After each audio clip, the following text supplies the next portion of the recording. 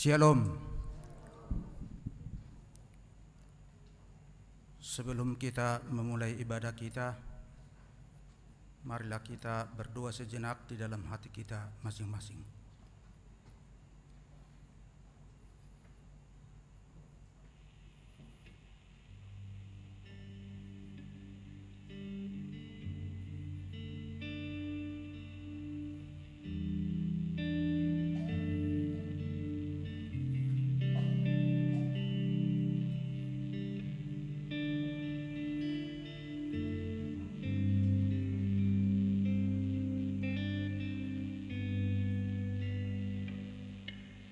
Amin. Terpujilah Tuhan Allah yang telah memperkenalkan kita bersekutu dalam ibadah Minggu sore ini. Tuhan telah menyatakan kasih-Nya, penyertaan-Nya, dan perlindungan-Nya kepada kita selama 1 minggu ini. Allah sungguh baik kepada kita dari dahulu hingga sekarang. Mari kita dengan penuh sukacita kita menyatakan kebaikan Tuhan dalam pujian Tiba Saatnya.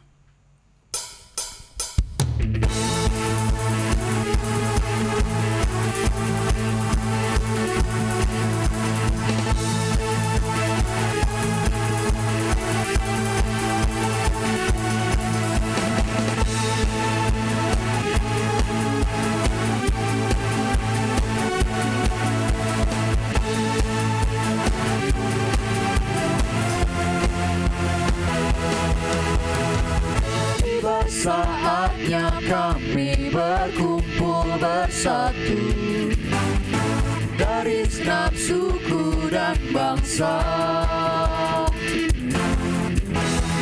berdiri di hadapan tahta Anak Domba, satu suara menyatakan keselamatan bagi Allah yang duduk dan bertata. Kami naikkan pada Anak Domba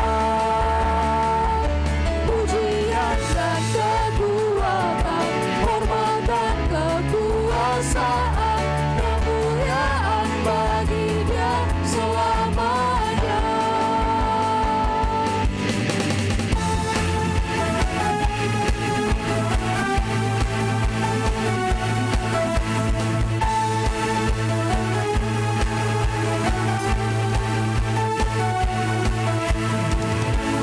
Saatnya kami berkumpul bersatu dari segenap suku dan bangsa, berdiri di hadapan tahta Anak Domba, satu suara menyatakan keselamatan bagi Allah yang duduk dan bertata. Kami naikkan pada Anak Domba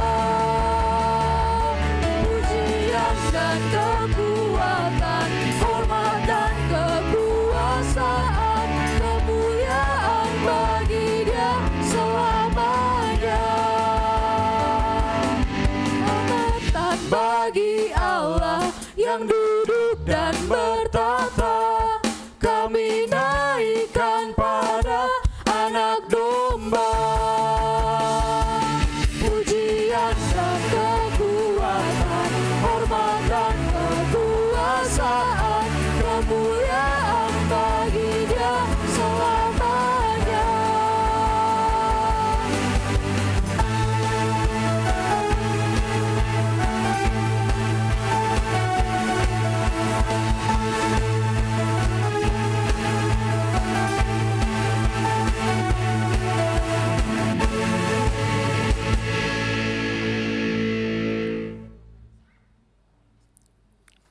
Topik minggu kita hari ini adalah iman yang menyelamatkan. Tuhan memanggil kita supaya ibadah kita ini disertai dengan rasa iman yang menyelamatkan. kita. Tuhan memanggil kita supaya memuji dan menyembah-Nya sambil mengucap syukur. Bernyanyilah untuk Tuhan, muliakanlah Dia dengan pujian. Mari kita bernyanyi dengan nyanyian tenang.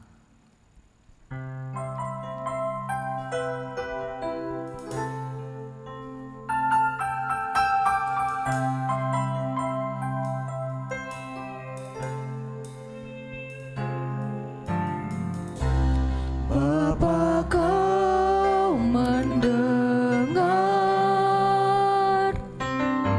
seruan hatiku, tak pernah Kau lepaskan dari kasih-Mu. Lewat lembah gelap, Kau temani aku. Roh-Mu bekerja selalu untuk kebaikanku. Mengalir kuasa dari tempat maha tinggi, Bapa kekal mulia, Kau hadir di sini, memulihkan hati, menyembuhkan yang terluka. Ku kan tenang bersama-Mu, Bapa.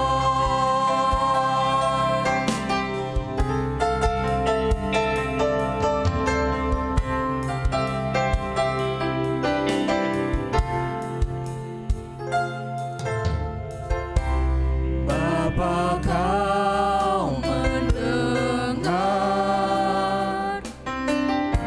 seruan hatiku, tak pernah Kau lepaskan dari kasih-Mu. Lewat lembah gelap,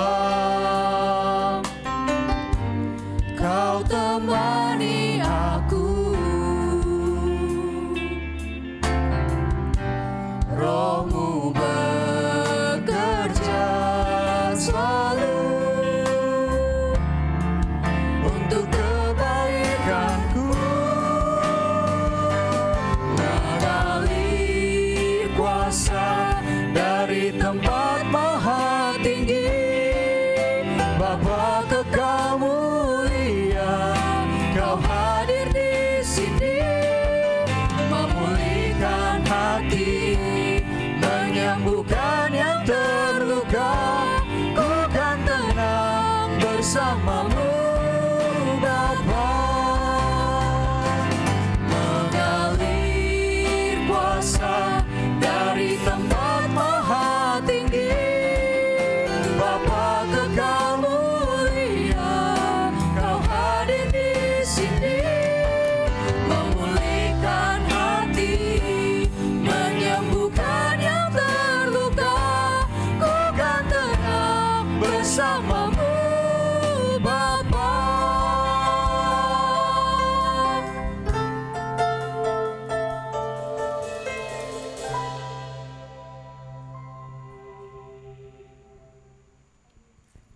Di dalam nama Bapa Allah dan nama Anak-Nya Tuhan Yesus Kristus dan nama Roh Kudus yang menciptakan langit dan bumi. Amin.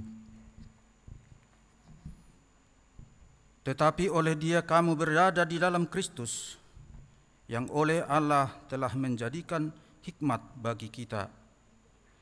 Ia membenarkan dan menguduskan dan menebus kita. Haleluya.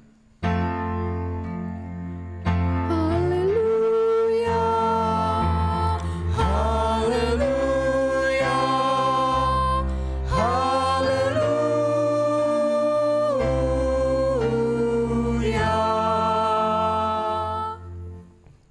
Mari kita berdoa.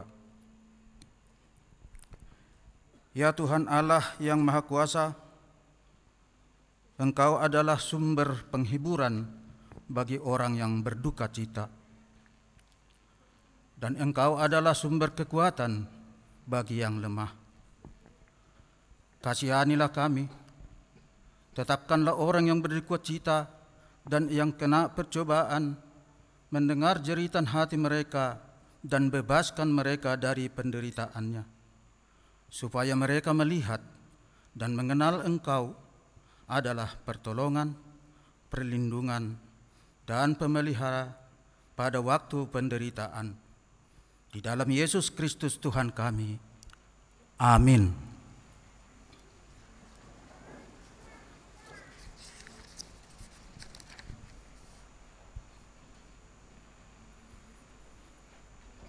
Kita bernyanyi nyanyian rohani, Bukti Kebesaran-Mu.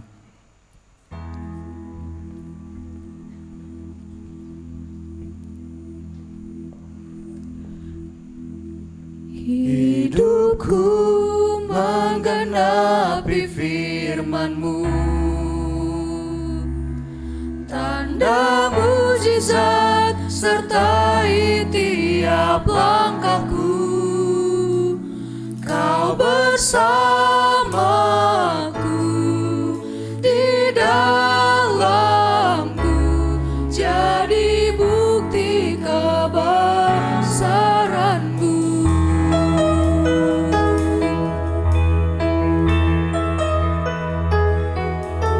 Tuhan, Kau sempurna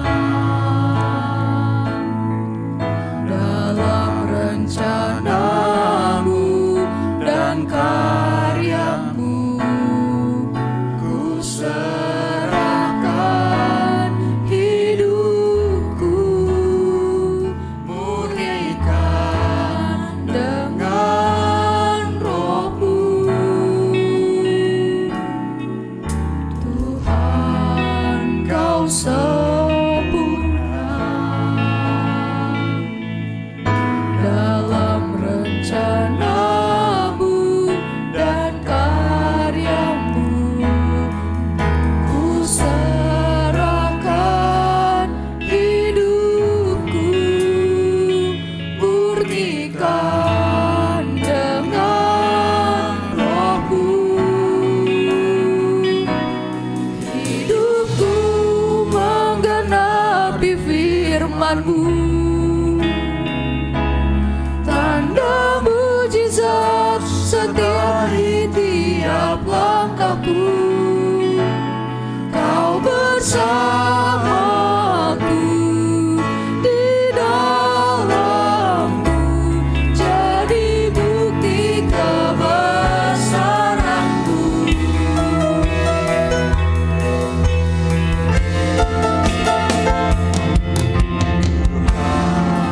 Kau sempurna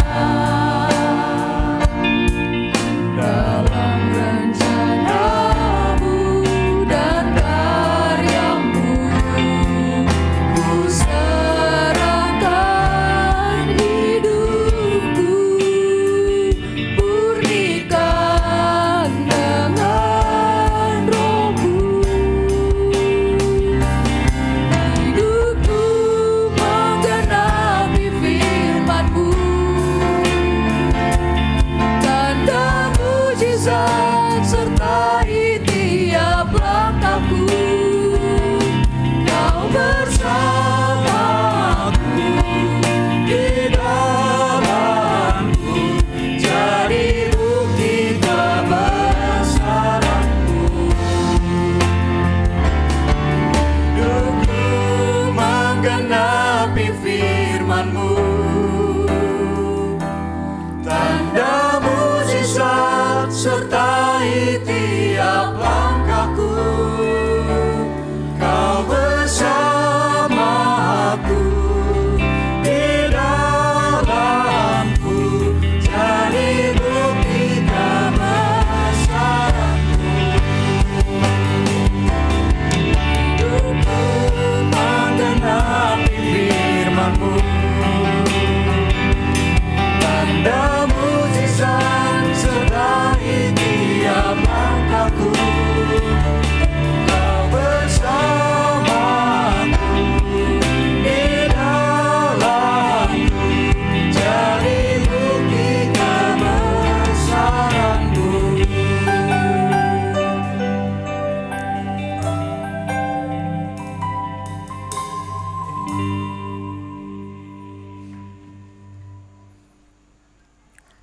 Dengarlah hukum Taurat Tuhan pada minggu ke-17 setelah Trinitatis ini, yaitu hukum Taurat yang ke-10.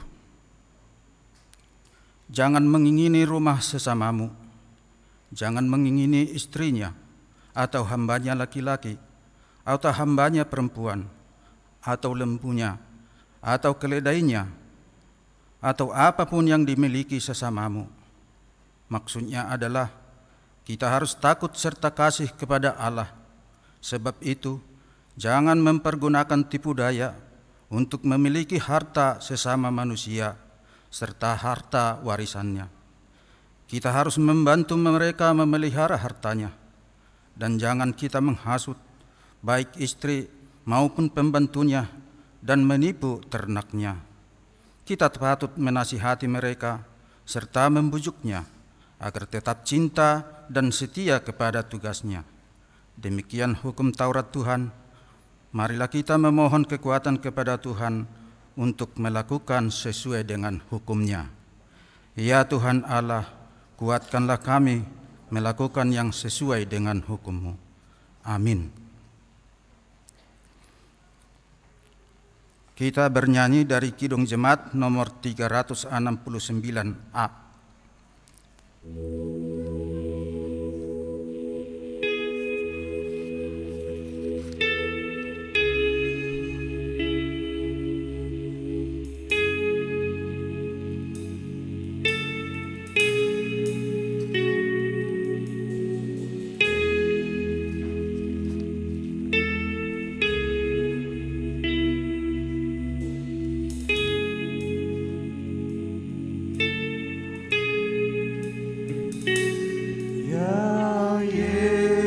Yesusku berjanji setia padamu, ku pinta kau selalu dekat ya Tuhanku. Di kancah pergumulan, jalanku tak sesat, karena Engkau temanku, pemimpin terdekat.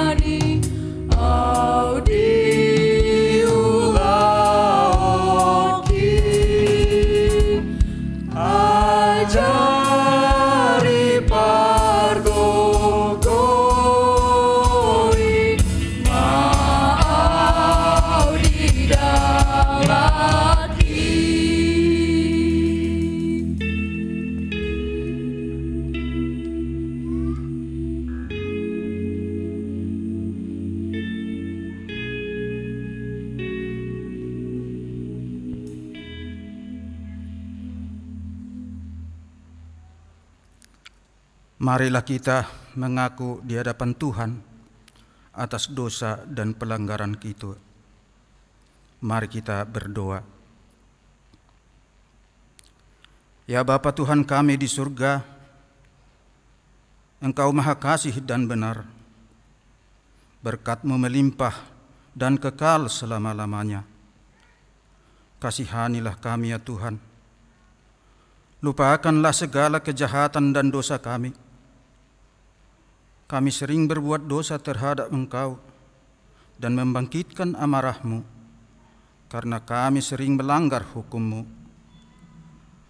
Limpahkanlah kasih sayang-Mu kepada kami, dan berkatilah kami dengan pertolongan-Mu. Ya Tuhan Allah, sumber kebahagiaan kami, ampunilah segala dosa dan pelanggaran kami di dalam nama anak-Mu, Yesus Kristus, Juru Selamat kami. Amin.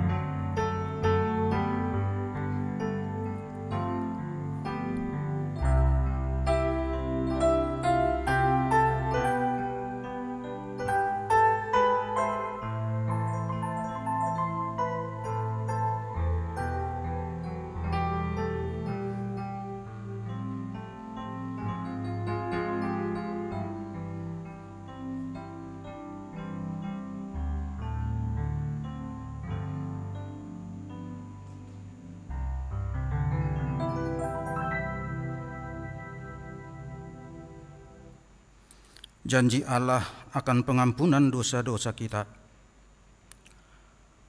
Hanya sesaat lamanya aku meninggalkan Engkau, tetapi karena kasih sayang yang besar, aku mengambil Engkau kembali.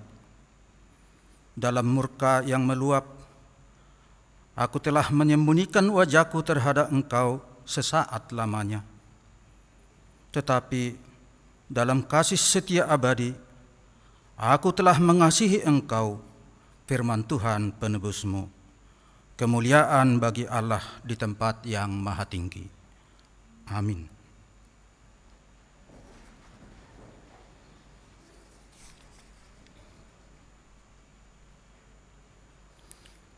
Kita bernyanyi dari nyanyian rohani, bagi Tuhan tak ada yang mustahil.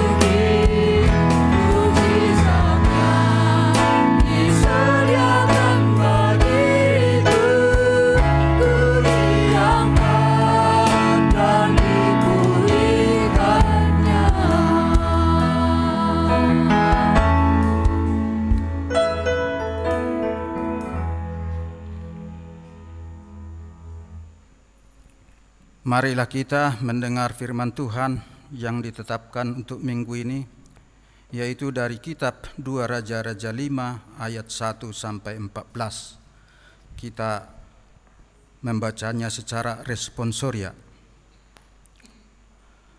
Naaman, panglima Raja Aram, adalah seorang terpandang di hadapan tuannya dan sangat disayangi, sebab oleh dia Tuhan telah memberikan kemenangan kepada orang Aram. Tetapi orang itu seorang pahlawan tentara sakit kusta. Orang Aram pernah keluar bergerombolan dan membawa tertawan seorang anak perempuan dari negeri Israel. Ia menjadi pelayan pada istri Naaman.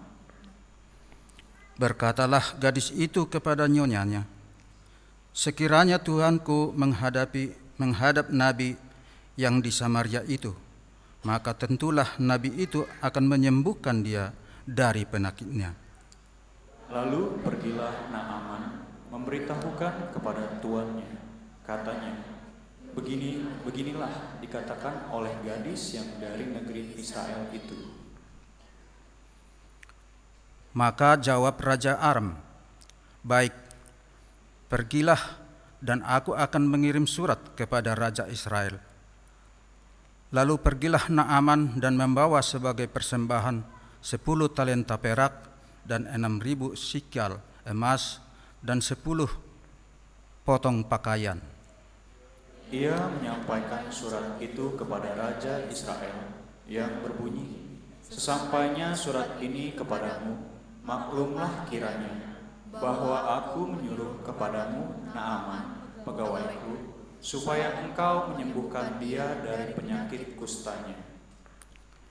Segera sesudah Raja Israel membaca surat itu, dikoyakkannyalah pakaiannya serta berkata, "Apakah aku ini yang dapat mematikan dan menghidupkan? Sehingga orang ini mengirim pesan kepadaku supaya kesembuhkan seorang dari penyakit kustanya. Tetapi sesungguhnya, perhatikanlah dan lihatlah, ia mencari gara-gara terhadap aku." Segera sesudah didengar Elisa, abdi Allah itu, bahwa Raja Israel menggoyahkan pakaiannya, dikirimkannyalah pesan kepada raja, bunyinya, "Mengapa engkau menggoyahkan pakaianmu? Biarlah ia datang kepadaku, supaya ia tahu bahwa ada seorang nabi di Israel." Kemudian datanglah Naaman dengan kudanya dan keretanya, lalu berhenti di depan pintu rumah Elisa. Elisa menyuruh seorang suruhan kepadanya mengatakan, "Pergilah mandi 7 kali dalam sungai Yordan, maka tubuhmu akan pulih kembali, sehingga engkau menjadi tahir." Tetapi pergilah Naaman dengan gusar sambil berkata, "Aku sangka bahwa setidak-tidaknya ia datang keluar dan berdiri memanggil nama Tuhan Allahnya, lalu menggerak-gerakkan tangannya di atas tempat penyakit itu, dan dengan demikian menyembuhkan penyakit kustaku." Bukankah Abana dan Parpar, sungai-sungai Damsyik, lebih baik dari segala sungai di Israel? Bukankah aku dapat mandi di sana dan menjadi tahir? Kemudian berpalinglah ia dan pergi dengan panas hati. Tetapi pegawai-pegawainya datang mendekat serta berkata kepadanya, "Bapak, seandainya nabi itu menyuruh perkara yang sukar kepadamu, bukankah Bapak akan melakukannya? Apalagi sekarang, ia hanya berkata kepadamu, 'Mandilah dan engkau akan menjadi tahir.'" Maka turunlah ia membenamkan dirinya 7 kali dalam sungai Yordan, sesuai dengan perkataan abdi Allah itu. Lalu pulihlah tubuhnya kembali seperti tubuh seorang anak, dan ia menjadi tahir. Demikian firman Tuhan. Berbahagialah orang yang mendengar firman Allah serta memeliharanya. Amin. Kita bernyanyi dari Kidung Jemaat nomor 424 ayat 1 dan 2.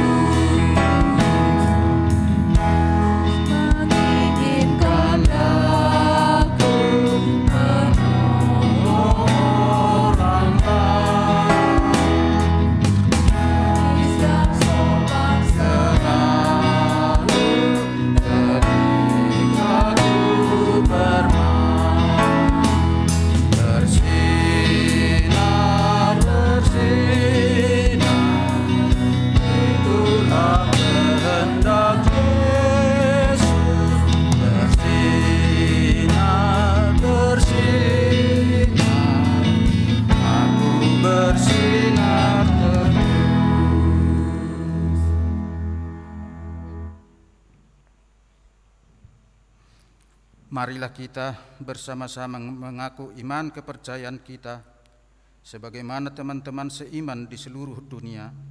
Kita sama-sama mengucapkannya.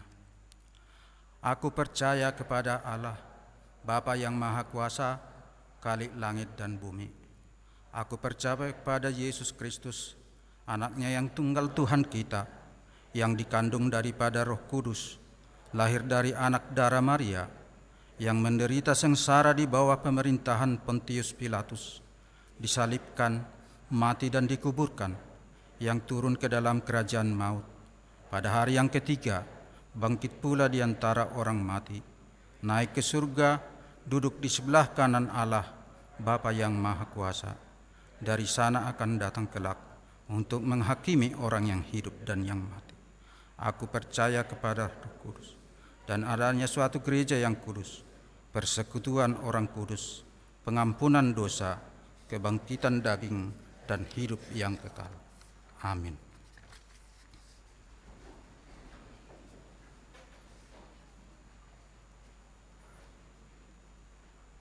Kita mendengarkan kor virtual Elviko dan keluarga.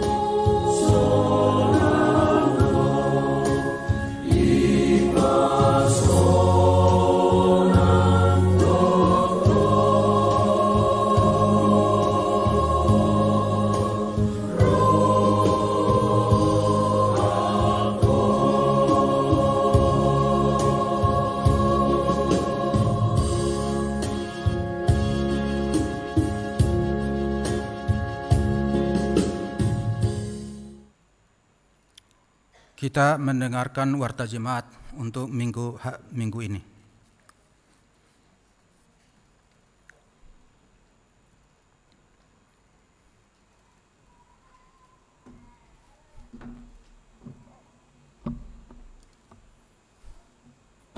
Salam. Warta Minggu tanggal 9 Oktober 2022. 1. Pelayanan.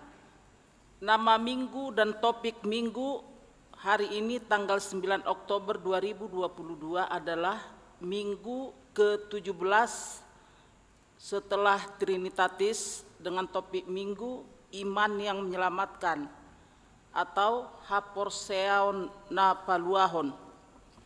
Penerimaan calon guru sekolah minggu menjadi guru sekolah minggu. Pada hari ini Minggu tanggal 9 Oktober 2022 dalam kebaktian pukul 10.00 WIB, gereja sudah melaksanakan penerimaan calon guru sekolah minggu menjadi guru sekolah minggu atas nama 1. Bernard Goklas Roha Siregar, 2. Pesta Dinar Boru Manurung, 3.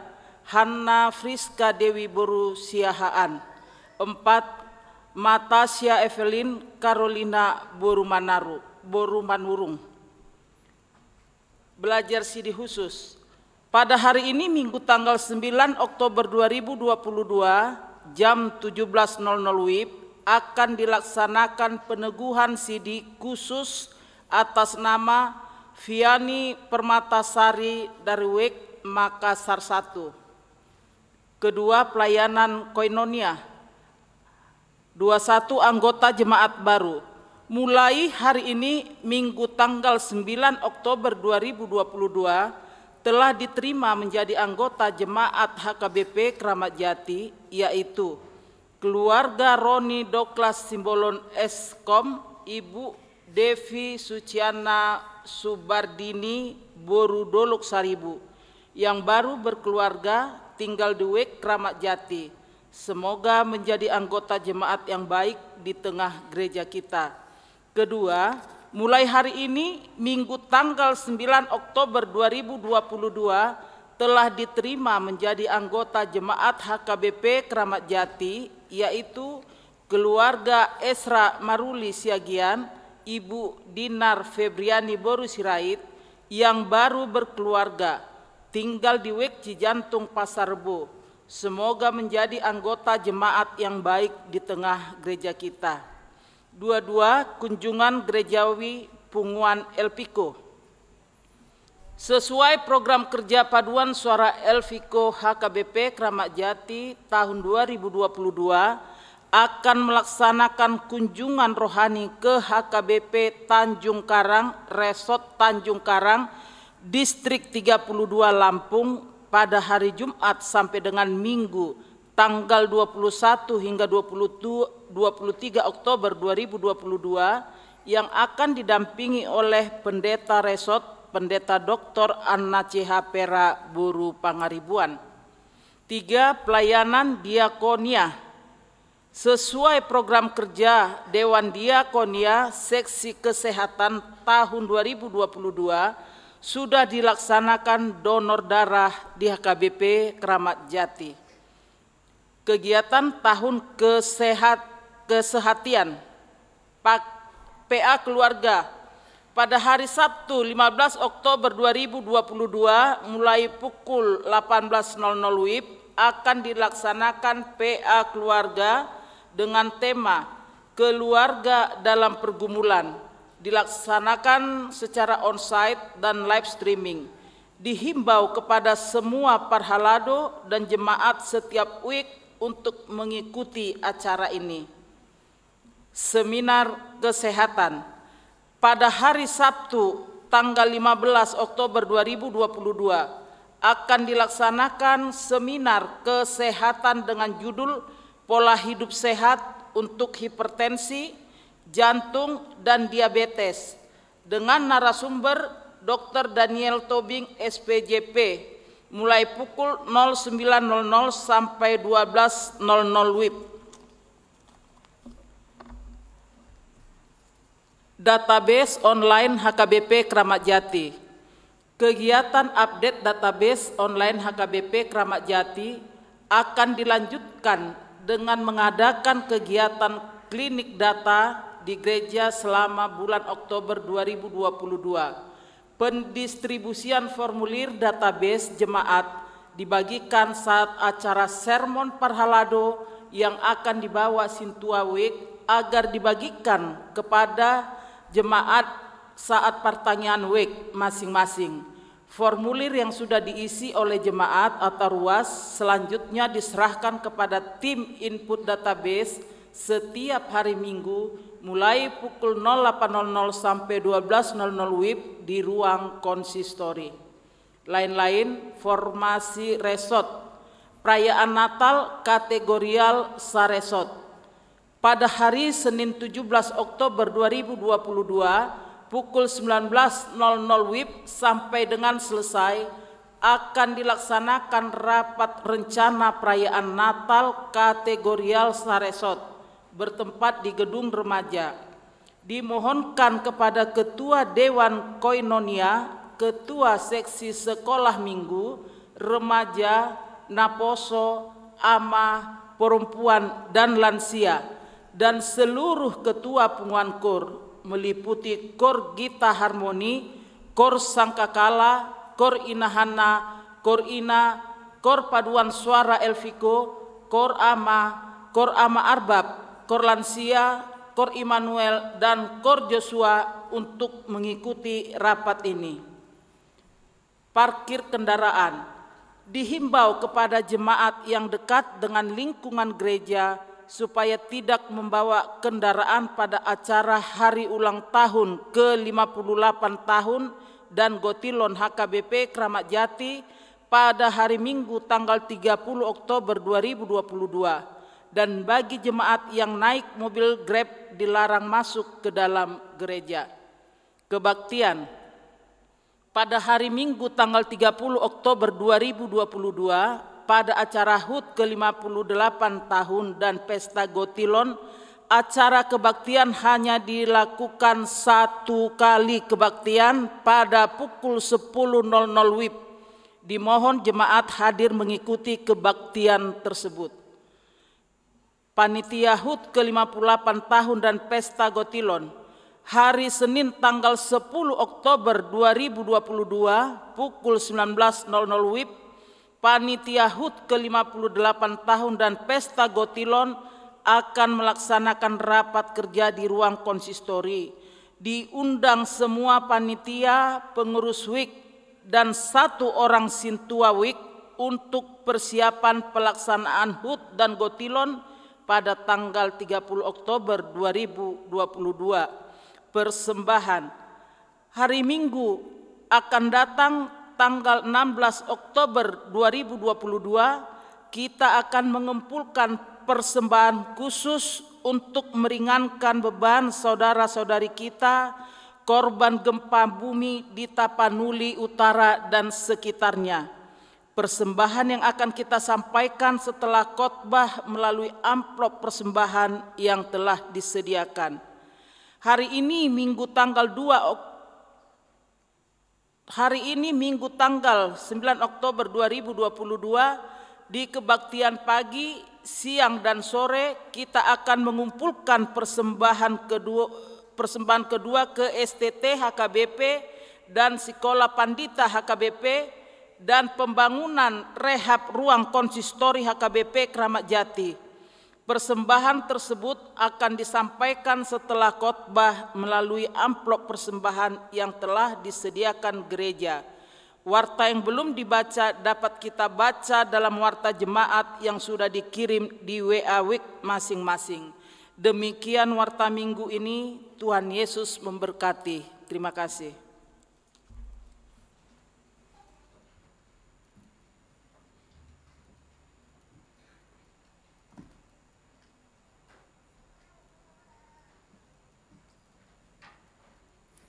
Kita lanjutkan ibadah kita bernyanyi dari Kidung Jemaat nomor 362 ayat 1 dan seterusnya, sambil kita mengumpulkan persembahan 1A dan 1B.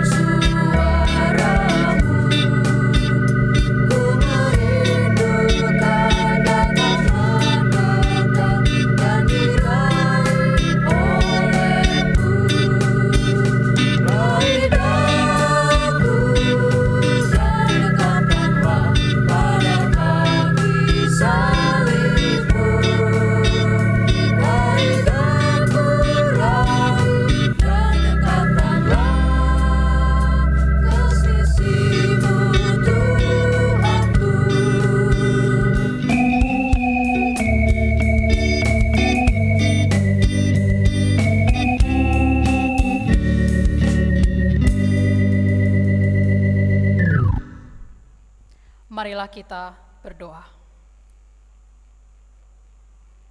Damai sejahtera Allah yang melampaui segala akal, itulah yang memelihara hati dan pikiranmu di dalam Kristus Yesus Tuhan kita. Amin. Shalom. Saudara-saudari yang diberkati, yang dikasihi Tuhan Yesus Kristus, hari ini kita memasuki minggu ke-17 setelah Trinitatis. Marilah kita bersukacita untuk menyambut firman Tuhan, mempersiapkan diri kita menerima sabda firman Tuhan, tertulis di dalam Injil Lukas pasal 17 ayat 11 sampai 19. Saya juga mengundang saudara-saudari yang mengikuti ibadah secara live streaming dari manapun Bapak Ibu, jemaat kami mengikuti ibadah sore hari ini, dan khususnya untuk jemaat yang sedang terbaring lemah di rumah atau di rumah sakit mengikuti ibadah sore hari ini, kami mendoakan saudara-saudari diberikan kekuatan dan kesembuhan dari Tuhan. Mari bersukacita menyambut firman Tuhan dari Lukas pasal 17 ayat 11 sampai 19. Saya akan bacakan untuk kita semua. Demikianlah firman Tuhan. Ke-10 orang kusta. Dalam perjalanannya ke Yerusalem, Yesus menyusur perbatasan Samaria dan Galilea. Ketika ia memasuki suatu desa, datanglah 10 orang kusta menemui dia. Mereka tinggal berdiri agak jauh dan berteriak, "Yesus, Guru, kasihanilah kami." Lalu ia memandang mereka dan berkata, "Pergilah, perlihatkanlah dirimu kepada imam-imam." Dan sementara mereka di tengah jalan, mereka menjadi tahir. Seorang dari mereka ketika melihat bahwa ia telah sembuh, kembali sambil memuliakan Allah dengan suara nyaring. Lalu tersungkur di depan kaki Yesus dan mengucap syukur kepadanya. Orang itu adalah seorang Samaria. Lalu Yesus berkata, "Bukankah ke-10 orang tadi semuanya telah menjadi tahir? Di manakah yang 9 orang itu? Tidak adakah di antara mereka yang kembali untuk memuliakan Allah selain daripada orang asing ini?" Lalu ia berkata kepada orang itu, "Berdirilah dan pergilah, imanmu telah menyelamatkan engkau." Demikianlah firman Tuhan. Bapak, Ibu, dan saudara-saudari yang dikasihi Tuhan Yesus Kristus, dimanapun tempatnya, dari zaman ke zaman, dari generasi ke generasi, dari berbagai usia, tidak ada satupun yang senang jika tubuhnya mengidap penyakit. Tidak ada orang yang senang jika dalam tubuhnya mengidap sakit penyakit. Satu-satunya yang paling diharapkan oleh orang yang sudah mengalami sakit adalah disembuhkan. Orang yang mengalami suatu penyakit dalam tubuhnya, yang paling dia dambakan bukan lagi harta yang banyak, bukan lagi secara materi yang banyak, tapi yang paling dia idamkan adalah bagaimana caranya supaya dia boleh sembuh. Dia akan berobat ke dokter manapun yang direkomendasikan oleh orang. Dia akan mencoba mengkonsumsi obat tertentu dengan harapan dia akan sembuh. Keinginan yang kuat seseorang yang ingin disembuhkan akan dia upayakan segala cara. Dan itu juga yang dialami oleh orang kusta di dalam nats khotbah pada sore hari ini. Semakin dalam penyakit atau sakit seseorang, semakin penyakit itu membuat dia menderita, dia akan semakin bermohon kepada Tuhan supaya dia segera disembuhkan.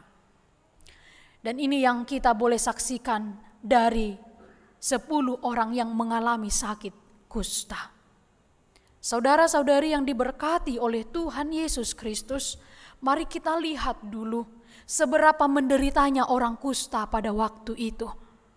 Seperti apakah orang yang mengalami kusta sehingga mereka begitu berharap Tuhan menyembuhkan mereka.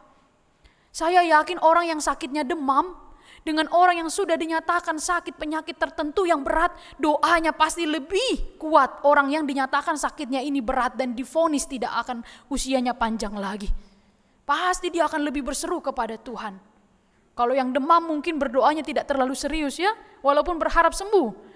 Tapi kalau sakit demam, besok pasti sembuh begitu. Tapi kalau sudah divonis penyakit tertentu, pasti dia akan lebih berharap, Tuhan dengarkan aku. Inilah yang dialami oleh 10 orang kusta. Karena apa? Karena penyakit kusta adalah penyakit yang cukup mendatangkan penderitaan pada waktu itu. Saya akan mengajak kita saudara-saudari untuk boleh melihat dulu seperti apakah sakit kusta atau yang disebut lepra atau dalam bahasa Inggris yang disebut leprosi. Ternyata penyakit ini adalah penyakit yang menurut Imamat pasal 13 sampai 14 di sana kita akan menemukan seperti apakah sakit lepra, leprosi atau kusta ini. Penyakit kusta digambarkan sebagai penyakit yang menakutkan. Penyakit kusta dianggap sebagai penyakit yang memalukan. Penyakit kusta dianggap sebagai penyakit yang menular, identik dengan penyakit yang sangat mendatangkan penderitaan. Dan bagi orang Israel berdasarkan Imamat pasal 13 dan 14, orang kusta itu harus benar-benar dihindari, dikucilkan oleh orang banyak. Secara khusus bagi orang Israel itu sendiri, orang yang kena kusta itu dianggap najis, dianggap orang terkutuk. Orang yang sakit kusta itu dianggap dia adalah orang berdosa karena dosanya sehingga dia mengalami sakit kusta. Inilah yang kita temukan di dalam kitab Imamat. Jadi penyakit kusta pada waktu itu bagi orang Israel dinyatakan dengan konsekuensi sosial yang harus mereka terima. Mereka itu ditinggalkan keluarganya. Mereka itu orang yang sakit kusta tidak diperkenankan masuk dalam kota. Mereka itu diusir. Mereka dirawat dengan tidak wajar. Tidak boleh berdiri di depan di mana angin berhembus karena dianggap akan menularkan orang lain. Jadi penyakit yang sangat menderita bagi orang yang mengalaminya. Bahkan bagi orang yang terkena penyakit kusta pada waktu itu mereka harus mengenakan pakaian yang cabik-cabik. Rambutnya harus terurai dan harus menutupi mukanya. Bahkan kalau dia berjalan dan ada orang yang mulai menghampirinya, dia harus menutup mukanya dan berkata, najis, najis, najis. Dia sendiri yang sakit berkata dirinya najis supaya orang itu jangan datang padanya. Jadi luar biasa menderitanya orang yang terkena sakit kusta pada waktu itu. Kalau kita ingat masa COVID, mau keluarga sendiri pun dihindari. Kalau sudah sakit, COVID. Pada zamannya COVID begitu tinggi, batuk sedikit saja langsung dilihat. Begitu kan? Wah, langsung pada menjauh semua. COVID katanya. Kalau ini najis, begitu kan? Kalau kita pada masa COVID mungkin begitu. Karena apa? Diasingkan, diisolasi kan? Bahkan banyak mereka karena tekanan sosial itu sendiri justru itu yang membuat nyawanya melayang, imunnya turun karena dijauhi oleh keluarga. Memberi makan pun harus dari pintu. Sekarang sudah membaik kalau kita ingat zaman dulu. Pada 1 tahun belakangan. Orang yang dinyatakan positif COVID itu, wah stresnya luar biasa. Kalau sekarang mungkin dikatakan COVID tidak terlalu seperti itu lagi pengasingannya. Tetapi kusta lebih parah lagi. Mereka diasingkan dan sudah tidak dianggap keluarga. Jadi sebenarnya orang yang sakit kusta di dalam penulisan Alkitab, mereka itu orang hidup tapi layaknya seperti orang yang sudah mati. Tidak ada lagi pengharapan, tidak ada lagi harapan. Dan kalau kita boleh lihat sedikit, menurut beberapa penafsiran Alkitab, penyakit kusta ini awalnya muncul seperti biji padi putih-putih di kulitnya. Lalu lama-lama warna putih itu berubah menjadi hitam kemerah-merahan. Lalu itu mulai menyebar ke semua kulit dengan cepat. Lalu mulai masuk ke dalam tulang-tulang orang yang menderita kusta. Jadi tubuhnya sangat lemah. Dan lama-kelamaan itu juga masuk ke dalam cairan otaknya yang bisa membuat busuk. Sehingga rambutnya akan rontok. Suaranya menjadi parau. Matanya itu tidak bisa lagi melihat dengan jelas. Sangat luar biasa sakit kusta. Bahkan jari kaki dan jari tangannya akan mulai habis satu persatu. Sehingga sering buntung, gugur satu persatu tangannya. Itulah beratnya orang yang kena sakit kusta. Lalu mari kita lihat dari Alkitab yang menjadi khotbah sore hari ini, Nats khotbah. Dikatakan ada 10 orang yang sakit kusta. Kita sudah tahu tadi penderitaannya luar biasa. Dan menariknya di dalam Nats ini dikatakan saudara-saudari dalam perjalanan ayat 11, dalam perjalanan Yesus ke Yerusalem, Yesus menyusur perbatasan Samaria dan Galilea. Jadi tujuan Yesus bukan ke kota Samaria dan Galilea, tapi ke Yerusalem. Tapi ayat 11 menuliskan Yesus menyusur perbatasan. Jadi menurut beberapa penafsiran, Yesus sengaja lewat daerah itu karena dia tahu di sana ada orang yang sedang sakit kusta. Mungkin ada alternatif jalan yang lain Yesus ke Yerusalem, tapi Yesus memilih menyusur melalui Samaria dan Galilea. Saudara-saudari, sadarkah kita dari ayat 11 ini kita memperhatikan betapa sebenarnya Yesus sangat mengetahui posisi orang-orang yang sedang menderita, termasuk kita. Tidak ada satupun orang yang luput daripada Tuhan di dalam penderitaannya. Yesus itu sendiri yang datang ke dalam pergumulan, ke dalam sakit penyakit orang kusta itu. Dikatakan Yesus menyusuri Samaria dan Galilea. Dia yang datang langsung. Karena Yesus tahu di sana ada orang yang membutuhkan dia. Ketika saudara-saudari menghadapi pergumulan, Yesus itu datang dalam hidupmu. Yesus sendiri yang datang hadir dalam hidupmu karena dia mengetahui pergumulan kita. Dan di ayat 11 ketika Yesus sudah menyusuri perbatasan itu, di ayat 12 ketika sudah memasuki satu desa, datanglah ke-10 orang kusta menemui dia. Tapi ayat 12 ada keterangan di sana. Mereka tinggal berdiri agak jauh. Jadi mereka sadar diri kalau mereka sedang sakit kusta. Tidak boleh dekat-dekat. Mereka dari jauh melihat Yesus. Mereka dari jauh melihat Tuhan Yesus.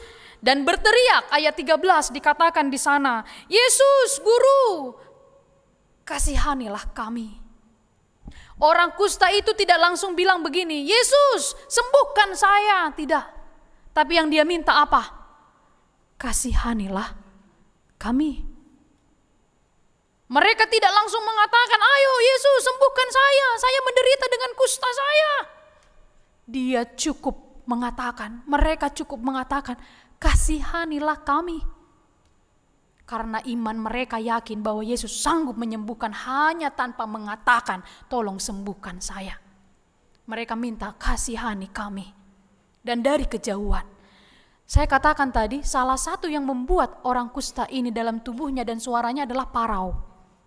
Jadi kalau dikatakan orang kusta itu berdirinya agak jauh, Tuhan Yesus mungkin ada di sebelah sini, berarti mereka harus berteriak cukup kuat. Karena suara mereka pada waktu itu sudah parau. 10 orang ini berteriak, Yesus. Mungkin tidak jelas lagi sebenarnya. Yesus, Guru, kasihanilah kami dari kejauhan. Artinya apa? Ada usaha yang mereka lakukan. Orang kusta itu berusaha untuk mendapatkan belas kasih Tuhan Yesus. Mereka berusaha walaupun mereka dari jauh. Mereka berteriak, minta Tuhan sembuhkan, kasihani. Mereka berteriak dan berusaha. Ada usaha.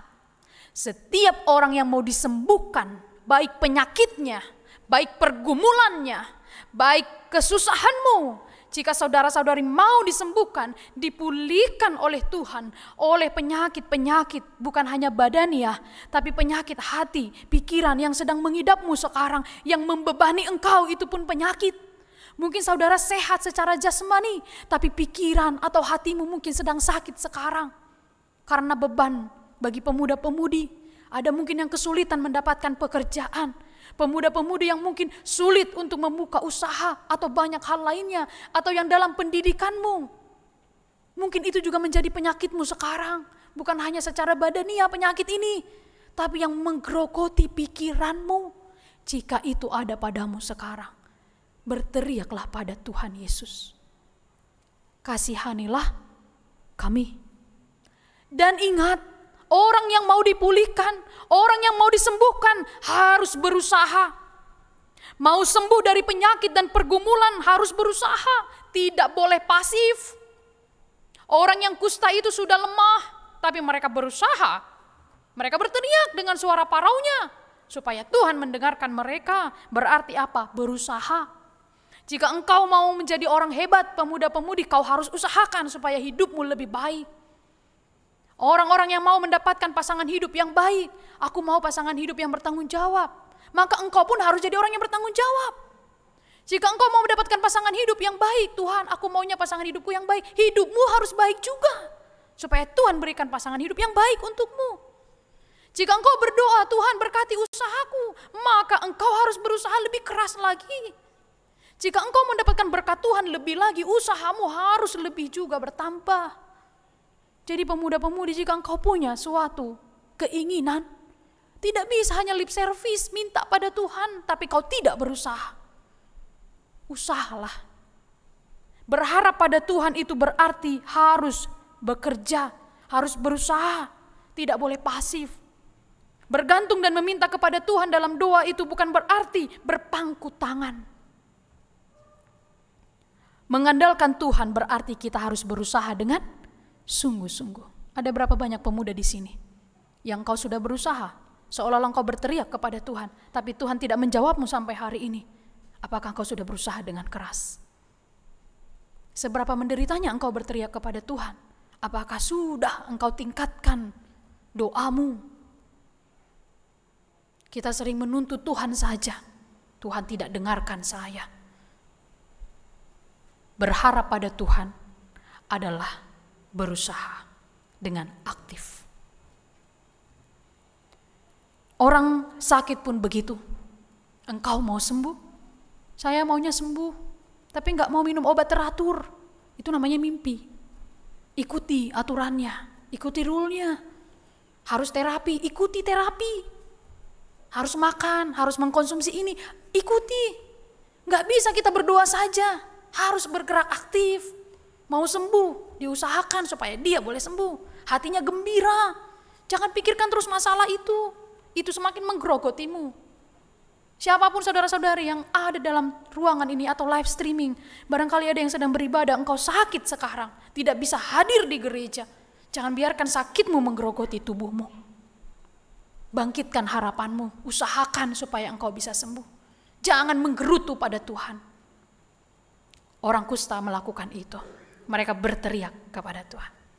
Jadi hari ini, seberapa berat pun sakit penyakit saudara-saudari, pergumulan saudara-saudari, bergeraklah aktif, minta pada Tuhan, dan usahakan. Kegagalan itu wajar terjadi. Jika ada di antara di sini pemuda-pemudi, engkau berusaha dan engkau masih gagal. Lihat orang-orang hebat itu, Colonel Sanders, pendiri KFC, Kentucky Fried Chicken, yang sekarang memiliki waralaba terbanyak di dunia. Dia mengupayakan itu dimulai dari usianya yang sudah pensiun dan banyak restoran yang tidak menerima resepnya. Tapi hari ini, di mana-mana itu berdiri. Usaha tidak pernah membohongi hasil. Jadi kalau engkau baru berusaha sedikit saja, tambahkan usahamu. Dalam studimu, dalam pekerjaanmu, Tuhan memberkati orang-orang yang mau berusaha dan berdoa. Kemudian ayat 14, lihat respon Tuhan Yesus. Di ayat 14 dikatakan, lalu ia memandang mereka. Ketika orang kusta itu berteriak, Yesus, Guru, kasihanilah kami. Oh, Yesus tidak berpaling. Siapa kamu? Pergi. Tidak, tapi Yesus langsung memalingkan wajahnya dan memandang mereka. Betapa Tuhan tidak pernah menolak doa-doa orang yang percaya padanya. Ketika orang sakit kusta itu berteriak kepada Tuhan Yesus, ayat 14 menuliskan, lalu ia memandang mereka dan berkata, pergilah, perlihatkanlah dirimu kepada imam-imam. Yang mendatangkan kesembuhan kepada mereka apa? Ketaatan mereka. Mereka tidak berkompromi. Tunggu dulu Tuhan, Tuhan suruh kami pergi ke imam-imam, kami aja masih sakit kusta. Nanti imam mengusir kami, boleh saja begitu kan? Beradu debat. Oh tunggu dulu Tuhan Yesus, masa kami disuruh lagi pergi ke imam, sedangkan kami sudah mengalami sakit seperti ini? Kok enggak Tuhan pegang aja kami supaya cepat sembuh? Sama yang terjadi seperti Naaman dalam epistel tadi. Dia merasa Elisa merendahkannya. Bahkan dia katakan, kok enggak disuruh saja mandi di sungai yang lain yang lebih besar? Kenapa harus di sungai itu dan 7 kali? Tapi apa? Yang mendatangkan kesembuhan bagi Naaman adalah ketika dia akhirnya pergi melakukan apa yang diperintahkan oleh Nabi Elisa. Dan 10 orang kusta ini juga mendapatkan kesembuhan ketika apa? Ketika mereka berangkat melakukan apa yang Yesus perintahkan. Hanya bagi orang-orang yang taat dan setia mukjizat terjadi. Jangan berharap Tuhan akan mendatangkan mukjizat tapi engkau selalu berdusta. Engkau selalu berbohong pada orang tuamu. Engkau selalu menyakiti hati orang lain. Dan kau berharap bahwa doa-doamu akan terjawab. Tidak bisa. Hanya bagi orang-orang yang taat melakukan perintah Tuhan, mukjizat terjadi atas hidupnya. Karena ketaatan mereka, karena ketaatan Naaman, maka mereka tahir dan sembuh. Seandainya mereka menolak untuk pergi, mungkin mereka tidak akan sembuh. Hari ini saudara-saudari, banyak doa yang kau panjatkan, ada banyak doa yang saudara naikkan, Tuhan belum juga memberikannya. Coba bertanya pada diri kita, mungkin malam hari kita berdoa minta pada Tuhan, tapi pagi sampai siang dan malam hari engkau menyakiti hati orang tuamu. Engkau melukai perasaan teman-temanmu melalui ucapanmu. Engkau melakukan kebohongan, kecurangan, munafik. Tidak ada keajaiban bagi orang-orang yang tidak taat dan setia pada Tuhan. Hanya orang yang rendah hati, taat melakukan perintahnya, itulah yang mengalami mukjizat dari Tuhan. Dan kita melihat di dalam nats ini, ketika mereka pergi ayat 14, pergilah perlihatkanlah dirimu, dan mereka berangkat dan mereka menjadi tahir. Menariknya ayat 15, mereka belum sampai tapi di tengah jalan mereka sudah sembuh. Mereka tidak perlu waktu yang lama. Masih di tengah jalan ayat 15 mengatakan seorang di antara mereka sadar bahwa mereka sudah tahir, sudah sembuh. Berarti kalau kita perhatikan proses kesembuhan yang mereka terima itu cepat terjadi. Tidak menunggu berhari-hari. Tidak menunggu 1 minggu, 1 bulan, atau tidak menunggu sampai ke rumah imam-imam sana. Tidak. Di tengah jalan mereka sudah sembuh. Saudara-saudari, apa yang menarik dari sini? Jawaban Tuhan memang terkadang begitu cepat kita terima. Seperti yang dialami oleh orang kusta. Tapi tahukah saudara-saudari, tidak selalu jawaban Tuhan dalam doa kita dijawab dengan cepat. Instan. Hari ini berdoa, besok datang. Tuhan, saya mau jodoh. Kalau boleh segera nikah, minggu depan langsung dapat jodoh dan menikah. Amin, haleluya ya. Kalau bisa segera. Tidak selalu instan. Aku mau sukses Tuhan, bahagiakan orang tuaku. Besoknya langsung datang uang 1 goni. Saya maulah, bagaimana caranya supaya begitu. Gak ada yang demikian. Cara Tuhan tidak selalu instan dan cepat. Semua berproses. Kalaupun bagi orang sakit ini mereka begitu cepat mendapatkannya, tapi tidak terlalu berlaku bagi semua orang.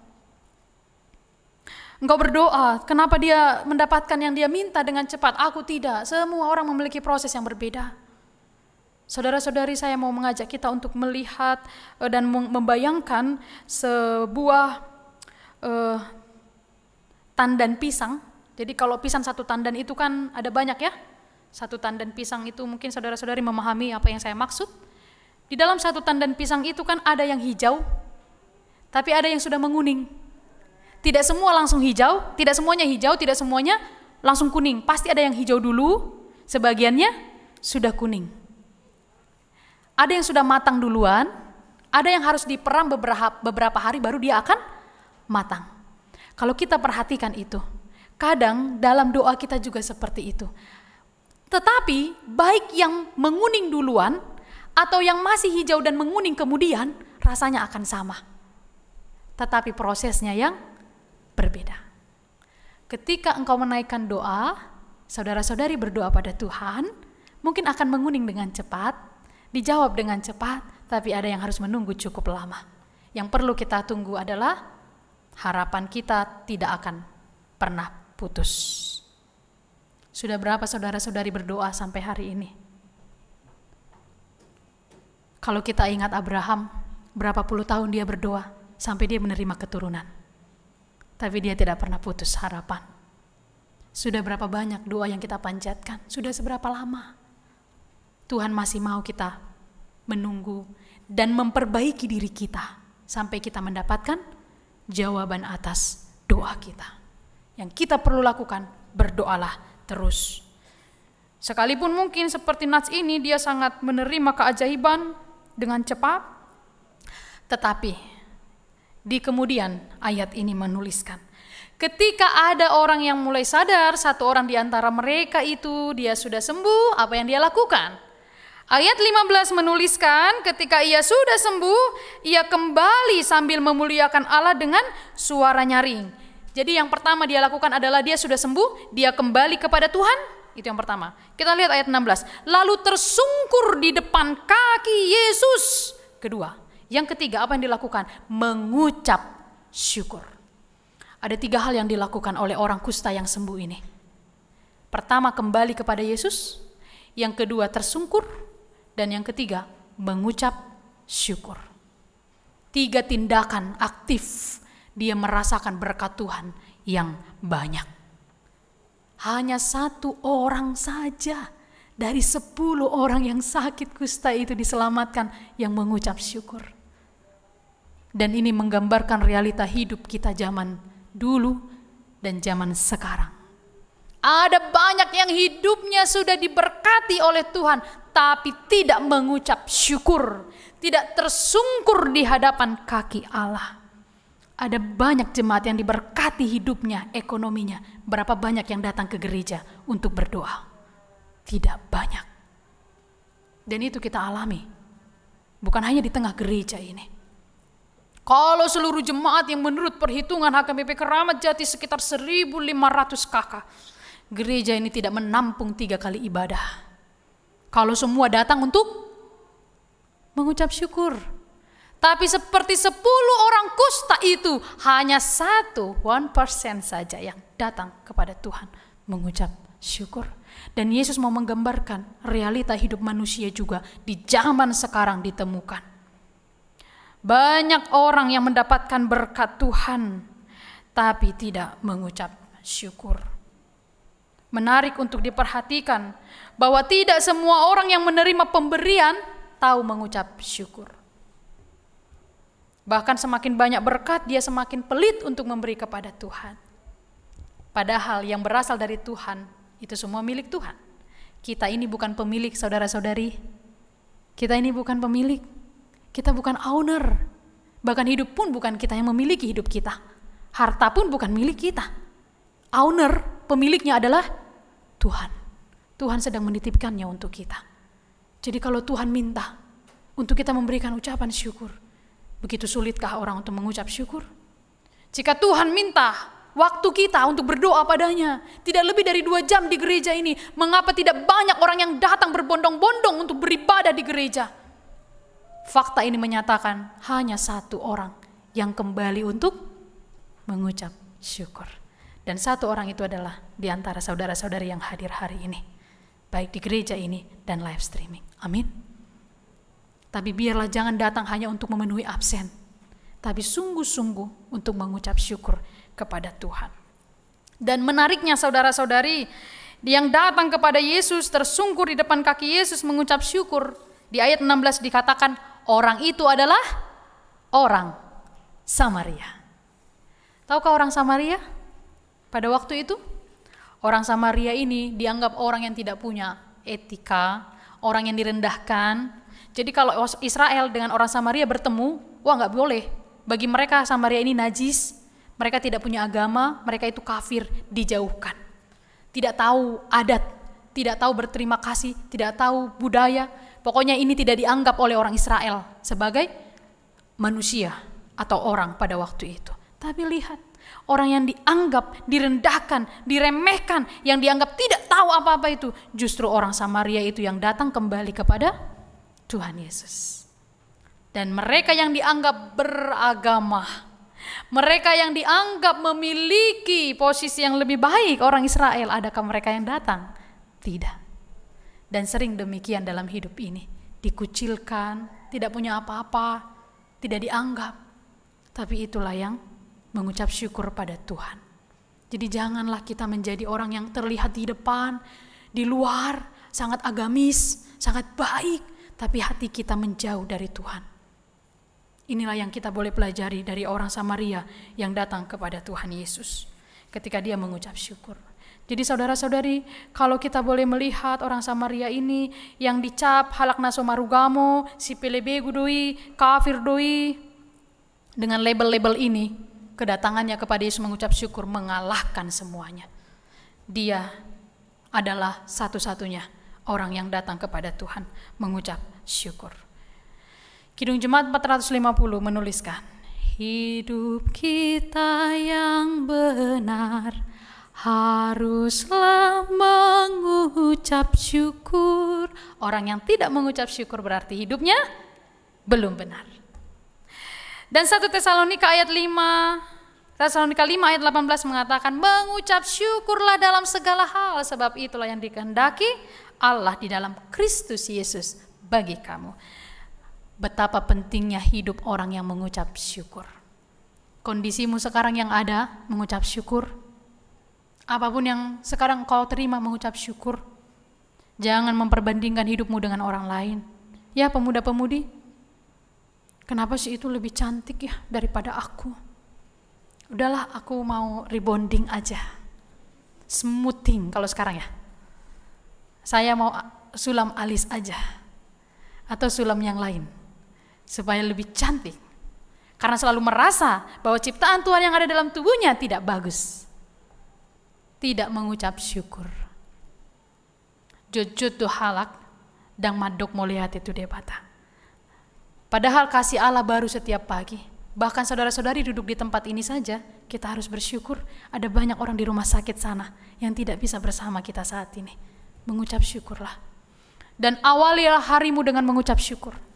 Ya, bangun tidur dengan ucapan syukur. Jangan mengeluh. Stop complaining. Jangan mengeluh kepada Tuhan. Ini saudara-saudari yang mau bekerja besok, yang mau kuliah besok, udah pusing kepalanya. Wah, besok udah hari Senin, katanya kan. Sangat mengerikan itu hari Senin. Tapi kalau hari Jumat, Sabtu sangat menyenangkan. Itu udah ciri-ciri orang yang gak mengucap syukur. Bagaimana lagi kalau dia tidak dapat pekerjaan? Bagaimana lagi kalau dia tidak bisa sekolah? Jadi bersyukurlah untuk apapun yang kau terima hari ini. Seperti apapun engkau berada. Dan awalilah harimu dengan ucapan syukur. Ketika engkau mengawali harimu dengan sungut-sungut, dengan segala sungut-sungutmu pada Tuhan, sepanjang hari engkau akan bersungut-sungut.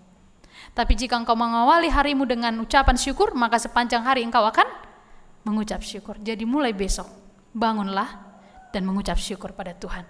Terima kasih untuk hari ini.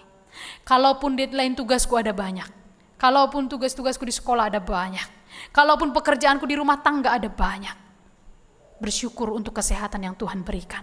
Bersemangatlah, berenergilah melakukan segala pekerjaanmu. Itulah ciri-ciri orang yang bersyukur. Dan Tuhan menginginkan itu dari kita saat ini. Yang kemudian saudara-saudari, dalam nats ini kita boleh belajar.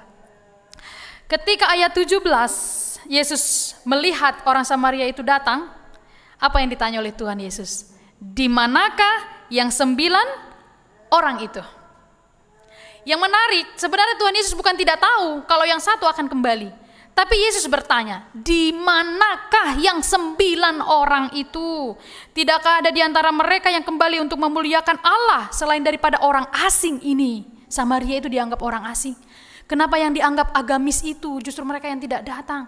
Tapi Yesus masih bertanya, di manakah orang yang 9 itu? Di ayat 17, di manakah yang 9 orang itu? Bapak, Ibu, saudara-saudari, tahukah dari ayat 17 ini menyatakan kepedulian Tuhan. Ketika mereka tidak datang pun, Tuhan masih bertanya, di mana mereka yang 9 orang? Ketika kita menjauh dari Tuhan, Tuhan selalu mencari kita. Ketika kita menjauh dari Tuhan, Tuhan selalu mendekat kepada kita. Dialah Allah yang paling peduli atas hidup kita. Di manakah mereka yang 9 itu? Tuhan begitu peduli kepada mereka. Tuhan tidak membiarkan mereka. Oleh karena itu, saudara-saudari, dari nats ini, ayat 17, kita mengerti bahwa Allah begitu peduli atas hidup kita. Allah mengerti dan peduli kepadamu. Ia tahu seberapa hancur hatimu. Ia tahu seberapa rapuh pundakmu untuk menopang beban hidupmu. Yesus tahu betapa saudara sudah sangat lelah menghadapi pergumulanmu. Allah adalah Allah yang sangat peduli. Bahkan ketika 9 orang itu tidak datang, Yesus mencari mereka. Di mana mereka? Jika kita sering menjauh daripada Tuhan, yakinlah bahwa Tuhan selalu mencari dan menantikan kita. Ketika saudara-saudari menjauh, Tuhan hadir. Dan yakinlah bahwa Tuhan yang menyembuhkan setiap pergumulan, sakit, penyakit. Itulah yang disebutkan Yesus pada ayat 19. Dikatakan, berdirilah, pergilah, imanmu telah menyelamatkan engkau. Hari ini, semua yang ada di gereja ini, firman mengatakan kepada saudara, pergilah, berdirilah, imanmu menyelamatkanmu. Ketika kakimu sudah tak kuat lagi untuk berdiri, berlututlah. Ketika tanganmu sudah tak mampu lagi untuk menggenggam, maka lipatlah tanganmu berdoa. Dan ketika kepalamu tidak sanggup lagi untuk ditegakkan, maka menunduklah. Dan ketika hatimu sudah tak ada lagi ruang untuk menampung segala pergumulan dan kesedihanmu, maka menangislah. Ketika cobaan hidup sudah tidak bisa lagi dihadapi, berdoalah. Mukjizat akan terjadi. Tidak ada yang mustahil bagi Tuhan. Saudara-saudari, pulanglah dengan sukacita. Penyakitmu apapun itu yang menggerogoti pikiranmu sekarang, menggerogoti hatimu sekarang, Tuhan sanggup sembuhkan. Pulanglah, berdirilah nanti dengan iman yang kuat. Imanmu menyelamatkanmu. Tuhan memberkati. Amin. Mari kita berdoa.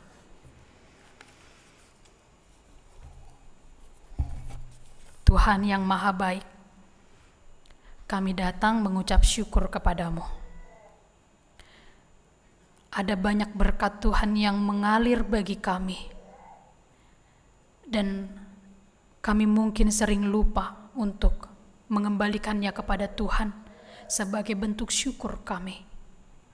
Tetapi hari ini kami belajar dari satu orang, Samaria yang sakit kusta, yang disembuhkan dan kembali mengucap syukur kepada Tuhan. Kiranya Engkau juga melakukan itu kepada kami. Mungkin ada banyak penyakit dan pergumulan kami yang sudah Tuhan sembuhkan, tapi kami lupa kembali padamu mengucap syukur. Ampuni kami Tuhan. Dan bahkan ketika kami menghilang pun Engkau mencari kami. Sekarang Tuhan, kami sudah mendengarkan sabda-Mu, berkata bahwa iman kami yang menyelamatkan kami. Iman kepada Tuhan.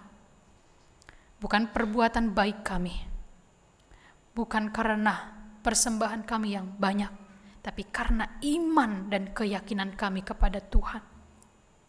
Ajarilah kami untuk selalu mengucap syukur dan menghindari sungut-sungut dalam hidup kami. Kalau hidup kami begitu sulit, ajari kami untuk mengucap syukur dan melihat keindahan Tuhan dalam setiap proses kehidupan yang kami alami. Berkati jemaat-Mu ini Tuhan, dari pemuda-pemudi, orang tua, atau bahkan sampai lansia yang mengikuti ibadah sore hari ini. Mungkin banyak di antara jemaat-Mu ini yang mengalami sakit penyakit yang sudah bertahun-tahun lamanya. Baik yang ada di gereja ini atau yang mengikuti ibadah live streaming di rumah. Yang selalu menantikan Tuhan menyembuhkan mereka. Melalui firman ini kami tetap percaya mukjizat Tuhan akan terjadi hanya bagi orang-orang yang taat, bagi orang-orang yang setia, bagi orang-orang yang percaya dan beriman padamu. Kiranya jemaatmu ini yang sedang mengalami sakit penyakit atau pergumulan mereka yang membebani hidup mereka, atau banyak pemuda-pemudi di tempat ini yang sedang memiliki kesusahan hidup karena pekerjaan yang mereka tidak dapatkan, atau pekerjaan yang menurut mereka begitu menyulitkan hidup mereka, atau juga yang sedang belajar studi mereka yang begitu menyulitkan mereka. Berikan pengharapan kepada mereka. Jika banyak di antara saudara-saudari kami seperti dikucilkan, dijauhkan, sebagaimana orang kusta yang dijauhkan dan dikucilkan, tidak dihargai, maka Tuhan membangun harapan mereka karena Engkau begitu peduli kepada kami. Bapa yang Maha Baik, kuatkan kami untuk melakukan firman-Mu. Hari ini kami mau berdoa, jemaat-jemaat dari gereja ini yang tidak bisa hadir karena sedang sakit di rumah dan di rumah sakit. Berikan kesembuhan kepada Amang Sintua STR Siregar, Nyonya Sintua HA Simatupang Boru Sormin, Nyonya Huta Galung Boru Simanung Kalit, Nyonya HA Ritonang Boru Simorangkir, Nyonya Pancaitan Boru Simancuntak, Nyonya Manurung Boru Silitonga, Nyonya Tesi Ahaan Boru Tampu Bolon, Nyonya Sirait Boru Sitorus, Irna Nova Astria Boru Manulang, Nyonya Pangaribuan Boru Samosir, Sintua EM Butar-Butar, RS Pardede, Nyonya Gultom Boru Tambunan, Nyonya M Tambunan Boru Simancuntak, Nyonya Sintorus H Boru Manurung, Nyonya Sintua Perdosi Boru Pancaitan, Nyonya SBP Siregar Boru Siahaan, BMP Marpaung, Nyonya Marpaung Boru Purba, P Sitorus, Nyonya Sidabutar Boru Siahaan, Nyonya Sintua Simamora Boru Aritonang, Daud Pancaitan, Nyonya Sirait Boru Simancuntak, Halundang Boru Siregar, Nyonya MS Pahutar Boru Hutagalung, M Malau, Firman Yoga Pardede, Sintua F Aritonang, M Marbun, Sintua L Asianturi, Nyonya Tambun Boru Sibuea, Anton Siahaan, Nyonya Manihuruk Boru Situngkir, TN Sitorus, Nyonya Siregar Festi Boru Sianturi, Agustina Sipahutar, Nyonya Simancuntak Boru Pardede, Nyonya Sihombing Boru Sibarani, Saud Sitorus, Amelia, Gabriela Boru Rumapea, dan juga jemaatmu yang dirawat di rumah sakit, Piana Boru Sipayung, Effendi Simangunsong, juga untuk anak kami yang baru lahir dari keluarga Novan Boru Manurung, dan juga Jemima Boru Lumban Gaul. Tuhan kasihanilah mereka semua yang sedang dirawat, kiranya Engkau memberikan pemulihan dan mereka boleh pulang dan mendapatkan kesembuhan daripada Tuhan. Kiranya Engkau memberkati melalui medis, perawat dan dokter, mendatangkan kesembuhan kepada mereka karena keajaiban tangan Tuhan. Juga bagi jemaatmu yang sudah dirawat di rumah sakit, yang juga berharap mereka boleh segera pulang, kiranya mereka tetap berpengharapan pada Tuhan dan akan pulang berkumpul dengan keluarga. Jemaatmu yang sudah sakit menahun di rumah mereka, yang tetap berharap akan kesembuhan daripada Tuhan, kiranya Engkau memberkati, mengurapi, dan keluarga yang menjaga juga diberikan kesehatan. Keluarga yang menjaga juga tetap berpengharapan kepada Tuhan. Jemaatmu yang sedang sakit, yang di rumah mereka, jangan biarkan mereka berputus asa. Seperti Tuhan melakukan keajaiban pada masa lalu, seperti itu juga Engkau akan menyembuhkan jemaatmu yang sakit pada masa kini.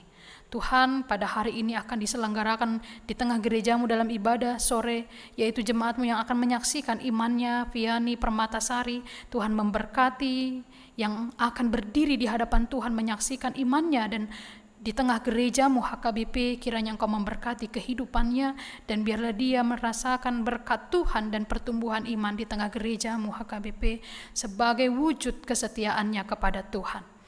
Tuhan Allah yang Maha Baik, berkati seluruh parhalado yang melayani dan yang juga Tuhan pakai di gereja ini, dan pelayan penuh waktu, kiranya bersinergi untuk melakukan pelayanan yang terbaik supaya jemaatmu semakin terberkati. Terima kasih Tuhan untuk segala berkat-Mu bagi kami. Kami mohon ampun untuk dosa yang kami lakukan, agar kami layak menerima berkat-berkat Tuhan yang tidak terbatas. Terpujilah nama-Mu, dalam Kristus Yesus kami berdoa dan mengucap syukur. Amin.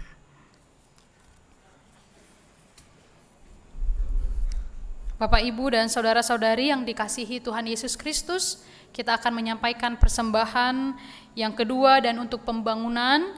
Marilah kita memuji Tuhan, Kidung Jemaat 393.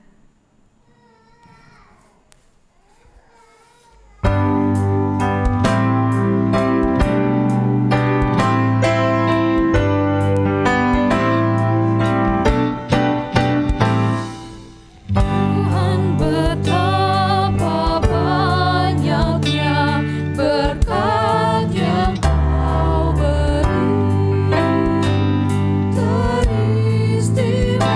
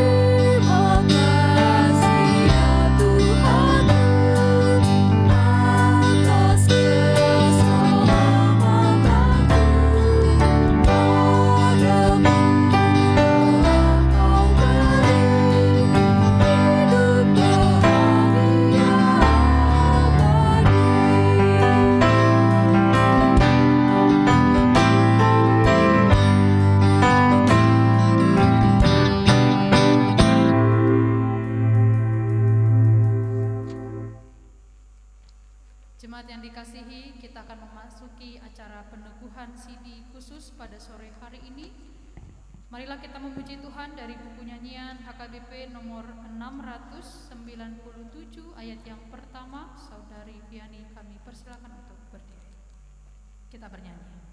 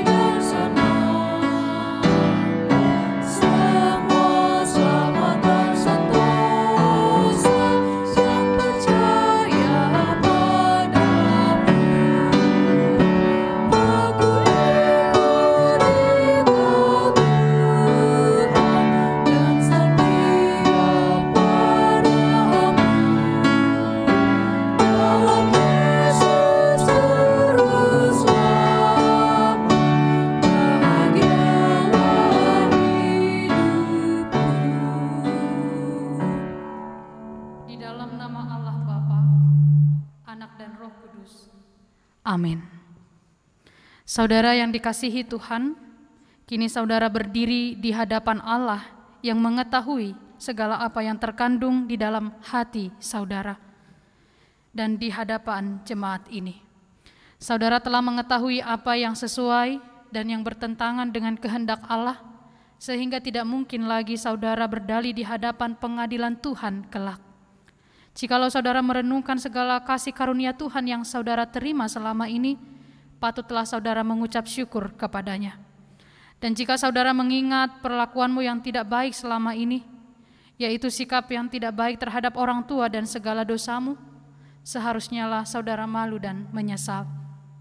Datanglah kepada Yesus agar ia menguduskan saudara, dan darahnya yang dicurahkan bagi orang-orang berdosa yang mengaku segala dosanya. Sebab itu bertobatlah dan mulailah kehidupan yang baru sejak hari ini, agar engkau berjalan menuju kehidupan yang kekal. Sekarang jawablah pertanyaan-pertanyaan ini di hadapan Tuhan dan jemaatnya yang berkumpul di sini. Apakah saudara mengaku bahwa firman Allah yang telah saudara pelajari selama ini adalah satu-satunya jalan menuju kehidupan yang kekal? Jika demikian, jawablah, ya, saya mengaku.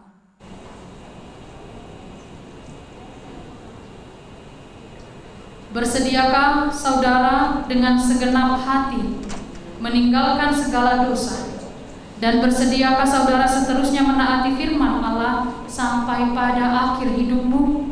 Jika demikian, jawablah, ya, saya bersedia.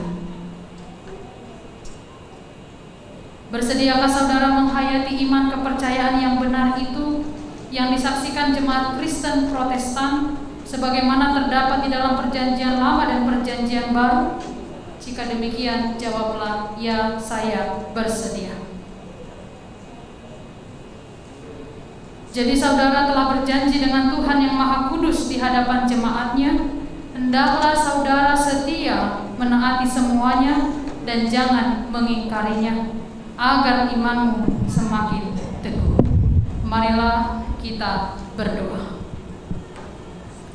Ya Bapa dan Allah kami, berilah kami Roh Kudus dalam Yesus Kristus. Kami mempersembahkan hidup kami bagi Tuhan untuk selama-lamanya. Suratkanlah dan materaikanlah Dia yang telah kami janjikan. Sempurnakanlah pekerjaan yang Tuhan telah mulai di dalam hati dan jiwa kami. Peliharalah kami senantiasa, agar jangan ada di antara kami yang binasa. Bimbing dan tuntunlah kami untuk memperoleh kehidupan yang kekal dalam diri anak-Mu, Yesus Kristus Tuhan kami. Amin. Sekarang ikrarkanlah iman kepercayaan kita. Aku percaya kepada Roh Kudus, Khalik langit dan bumi. Aku percaya pada Yesus Kristus, anaknya yang tunggal Tuhan kita, yang dikandung daripada Roh Kudus, lahir dari anak darah Maria, yang menderita sengsara di bawah pemerintahan Pontius Pilatus, disalibkan, mati dan dikuburkan, yang turun ke dalam kerajaan maut, pada hari yang ketiga bangkit pula dari antara orang mati, yang naik ke surga, duduk di sebelah kanan Allah Bapa yang Maha Kuasa. Dari sana akan datang untuk menghakimi orang yang hidup dan yang mati. Aku percaya pada Roh Kudus dan adanya satu gereja yang kudus, persekutuan orang kudus, pengampunan dosa, kebangkitan daging dan hidup yang kekal. Amin.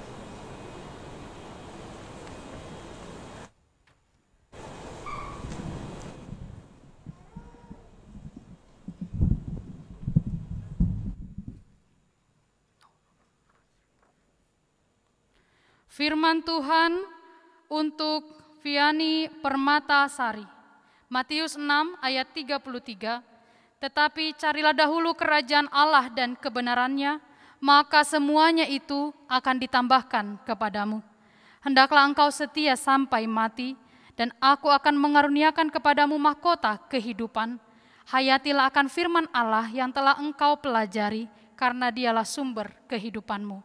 Amin.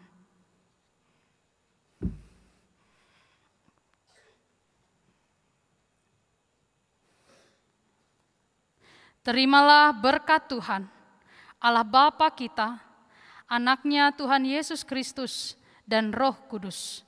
Dialah yang menyertai saudara untuk melawan segala yang jahat dan menguatkan saudara untuk melakukan segala yang baik. Amin.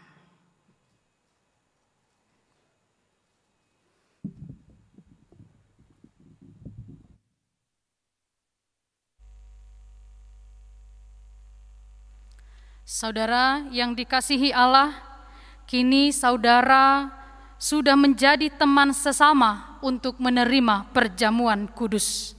Kamu ditebus dengan harga yang mahal, jangan lagi memperhambakan dirimu kepada dosa dan iblis. Tuhan menyertai saudara melawan si jahat, asalkan tetap yakin dan percaya kepadanya. Dan Ia menuntun saudara untuk masuk ke dalam kerajaan surga. Marilah kita berdoa. Bapa kami yang di surga, kasihanilah mereka yang kami serahkan kepadamu, peliharalah mereka dalam Roh Kudus, teguhkanlah hidupnya di dalam janji yang telah diikrarkan, kuduskanlah di dalam firman-Mu, agar imannya menjadi nyata melalui perbuatan-perbuatannya yang baik. Amin. Marilah kita memuji Tuhan. Jemaat kami undang untuk bangkit berdiri.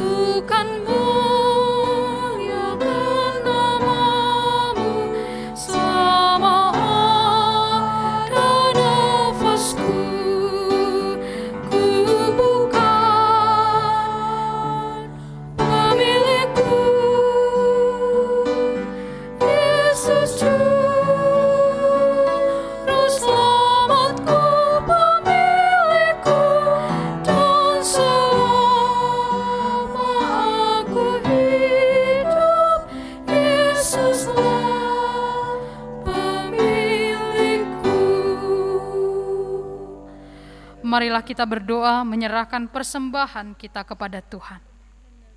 Ya Allah Bapa kami yang di surga, kami mengaku bahwa Tuhan adalah sumber dari segala karunia yang melimpah dalam kehidupan kami masing-masing. Sebagian daripada karunia itu kami serahkan kembali sebagai persembahan kepada Tuhan. Terimalah dan berkatilah persembahan umat-Mu ini, agar dapat kami pergunakan untuk pekerjaan dan pelayanan kerajaan Tuhan di dunia ini. Bukalah hati kami untuk mengenal betapa banyak berkat dan karunia yang kami peroleh dari Tuhan, supaya kami senantiasa bersyukur kepadamu di dalam nama Yesus Kristus Tuhan kami. Amin. Tuhan karuniamu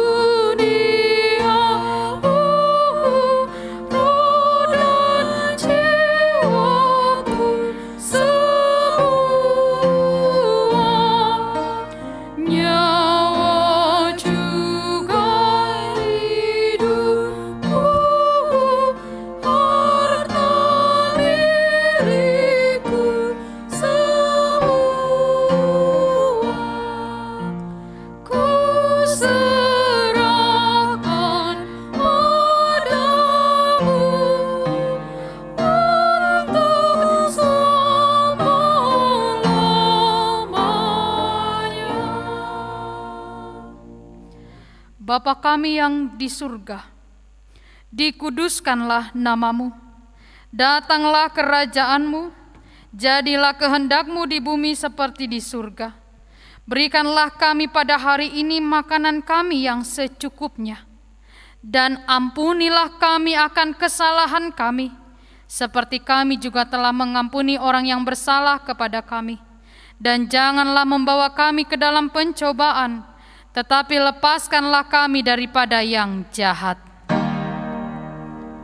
Karena Engkau punya kerajaan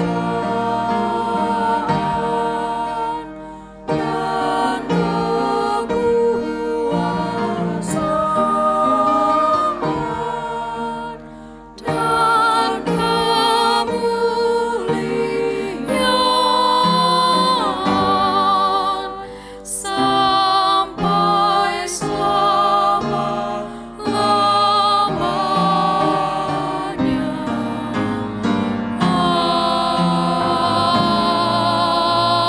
Amin. Tuhan memberkati engkau dan melindungi engkau. Tuhan menyinari engkau dengan wajah-Nya dan memberi engkau kasih karunia. Tuhan menghadapkan wajah-Nya kepadamu dan memberi engkau damai sejahtera. Amin. Amin.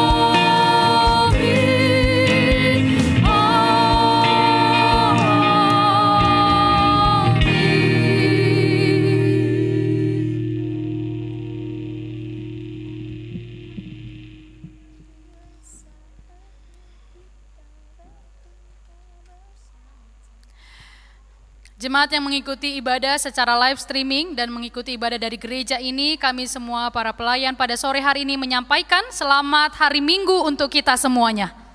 Tuhan Yesus memberkati. Shalom.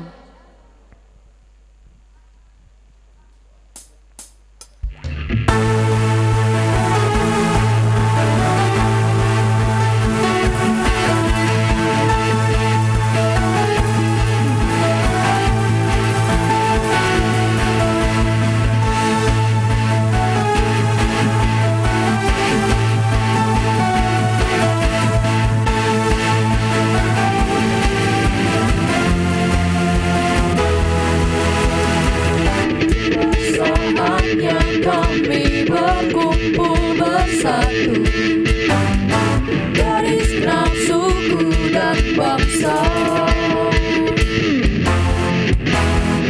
berdiri di hadapan tata anak domba, satu suara katakan keselamatan bagi Allah yang duduk dan bertata. Kami naikkan pada anak domba,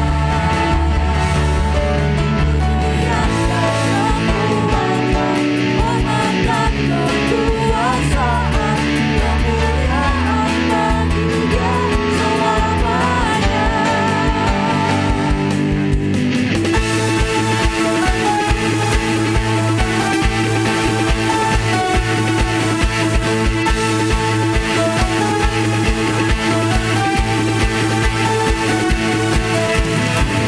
Tiba saatnya kami berkumpul bersatu dari segenap suku dan bangsa,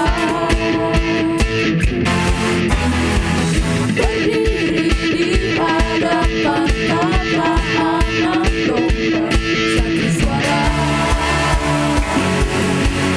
katakan keselamatan bagi Allah yang duduk dan bertata.